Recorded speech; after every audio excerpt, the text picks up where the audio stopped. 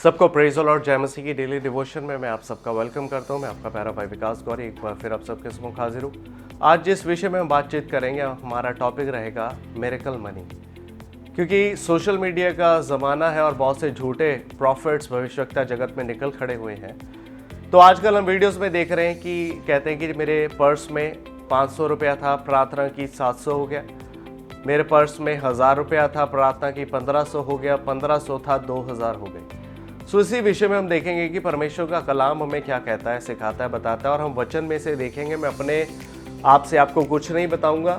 आप आज का वचन, आप इस चीज़ को चेक करें, क्या मैं सही बता रहा हूँ या मैं गलत बता रहा हूँ, मैं सही टीच कर रहा हूँ या मैं रॉन्ग टीचिंग दे रहा हूँ। क्योंकि हमें परमेश्वर का कलाम हमारे लिए मार्गदर्शन है, हमें सही गलत का हमें बता देता है कि कैसे, कब और कहाँ पर कौन व्यक्ति सही है और कौन गलत है। सो मेरे साथ आप निकालिए मत्ती रची सुसमाचार, उसका 17 बाब और उसकी 27 आयत में आपके लिए पढ़ूंगा। Book of Matthew chapter 17 verse 27।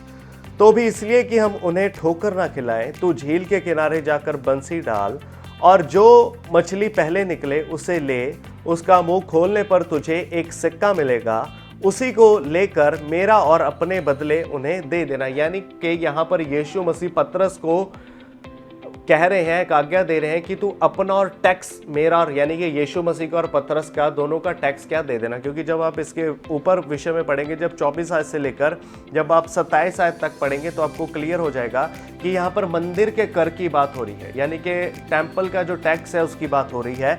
तो यीशु मसीह 100% मनुष्य है, 100% वो गॉड है। और परमेश्वर एक ऑर्डर में कार्य करता है। परमेश्वर यूं ही कार्य नहीं करता। यीशु मसीह जादूगर नहीं है, पवित्र आत्मा जादूगर नहीं है, वो एक ऑर्डर में काम करते हैं। तो यहाँ पर जो काम पतरस को आता है, इस बात पर आप गौर करें कि जो काम पतरस को आता है, यीशु मसीह ने वही काम पतरस को करने के लिए कहा, क्योंकि पतरस एक मछुआरा है। क्या यीशु मसीह अगर पतरस को कहते कि अपने झोले में हाथ डाल तो सिक्के सिक्के ना हो जाते? यीशु मसीह अंधों को आंखें दे रहे हैं, मुर्दे जी उठ रहे हैं, लंगड़े चल रहे हैं, बहरे सुन रहे हैं, दुष्ट आत्माएं निकल रही हैं, 5-5 हजार लोगों को यीशु मसीह खाना खिला रहे हैं, यानी कि उससे भी अधिक खाना खिला रहे हैं। तो क्या ये नहीं कह सकते कि पतरस अपने झोले में हाथ डाल और सिक्के निकाल ले? पर नहीं, यीशु मसीह जादूगर नहीं है। पिता परमेश्वर ऑर्डर में काम करते हैं और कोई भी ऐसा वो गलत कार्य नहीं करते जिससे किसी दूसरे व्यक्ति पर गलत प्रभाव पड़े या उसकी आदत गलत हो जाए। क्योंकि अगर ऐसा हम देख रहे हैं, हमारे सामने ये बातें हो रही कि हमने प्रार्थना कर दी, आपकी जेब में 500 थे, अब 700 हो गए, तो हमें गलत आते हैं। और आपको ये चेक करने की जरूरत है कि वाकई यीशु मसीह, पवित्र आत्मा ऐसा कर रहे हैं या कोई और ही ताकत इसके पीछे है जो कार्य कर रही है। क्योंकि यीशु मसीह ऐसे कार्य नहीं करते, क्योंकि मैंने आपको बताया यीशु मसीह जादूगर नहीं है। पतरस को उन्होंने कहा कि जाकर बंसी डाल, यानी कि जाकर तू क्या कर, ये भी काम को दर्शाता है। यानी कि जाकर अगर हमारी भाषा में कहा जाए तो जाकर कांटा डाल, जो पहली मछली फंसे आएगी उसमें उसे निकालना, उसके मुंह में से जो सिक्का होगा वो निकाल कर तू क्या कर, अपना भी कर दे देना और मेरा भी कर दे देना। सिंपल बात है।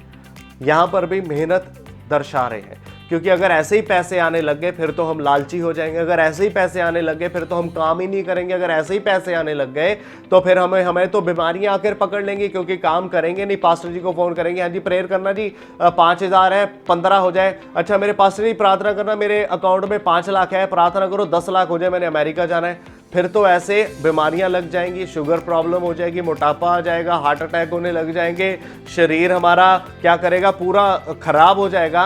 और ये सब कार्य शैतान के हैं, क्योंकि शैतान किसी ना किसी तरीके से आपको उलझाना चाहता है, बीमार करना चाहता है, आपको शॉर्टकट लेके जाना चाहता है कि आपके अंदर ऐसी बातें डाल रहे जिससे आप परेशान हो जाए। इसलिए मेरे अजीजों, मेरे प्रियो, ऐसी बातों पर विश्वास ना करें। परमेश्वर ऑर्डर में काम करता है। और इस सीरीज को मैं कंटिन्यू रखूंगा। मैं अगली वीडियो में फिर कलाम से ही एक उदाहरण को आपके साथ शेयर करूंगा, ताकि आपको यह पता चल सके कि परमेश्वर कैसे कार्य करते हैं।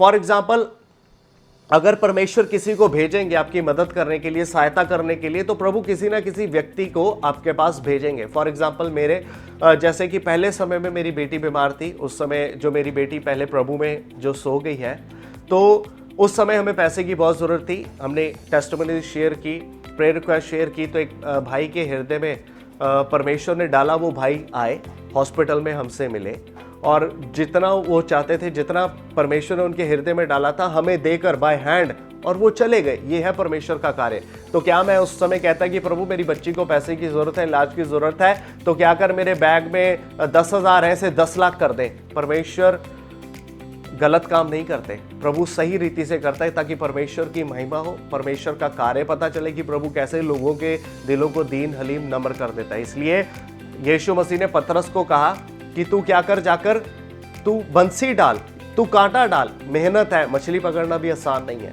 बहुत एक पेशेंस का, धीरज का काम है। तो पतरस ने किया, और जैसे यीशु मसीह ने उसे कहा वैसे ही पतरस ने किया। सिक्का निकाला, अपना भी टैक्स दिया उसने और यीशु मसीह का दिया। इसलिए मेरे जीजो, मेरे प्रियो, झूठे भविष्यवक्ताओं से सावधान रहें, और ऐसे मिरेकल मनी जो लेकर आते हैं, ये अब आप जांचें कि क्या वो प्रभु की ओर से है या दुष्ट की ओर से है। ये जो कार्य हो रहे हैं, कौन से कार्य कर रहे हैं? सेल्फ प्रेज के लिए कर रहे हैं या यीशु की महिमा हो रही है? क्योंकि पिता परमेश्वर, पिता, पुत्र, पवित्र आत्मा एक ऑर्डर में काम करते हैं।